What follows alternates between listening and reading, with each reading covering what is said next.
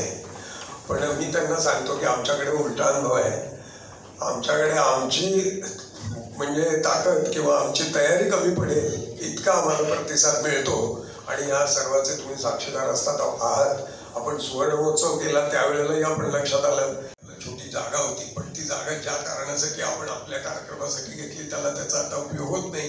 परिस्थिती तिथे जवळपासची बदलल्यामुळे, त्यामुळे आता त्याचा असा विचार आहे की ती वास्तू बदलून आपण मोठ्या वास्तूत जायचं आहे. तर हे सगळं आपल्याला करायचं आहे. 4 वर्ष 6 वर्ष आणि त्याच्यानंतर मग ते त्यातनं निवृत्त झाले की त्यांचा कुठेही संपर्क फारसा राहायचा नाही. ते रेग्युलर कार्यक्रमाला यायचे. त्यांच्या अनुभवाचा फायदा आपल्याला काही मिळायचा नाही. त्यासाठी आपण ही कायमस्वरूपी सल्लागार समिती स्थापन केलेली आहे. जो कोणी कार्यकारिणीचा कधीतरी सभासद असेल त्याला काही नियम आणि अटी आहेत बरं का, त्याच्या तो IPG करते. दुर्दैवाची गोष्ट अशी की ही सगळी मंडळी खूपच बिझी आहेत.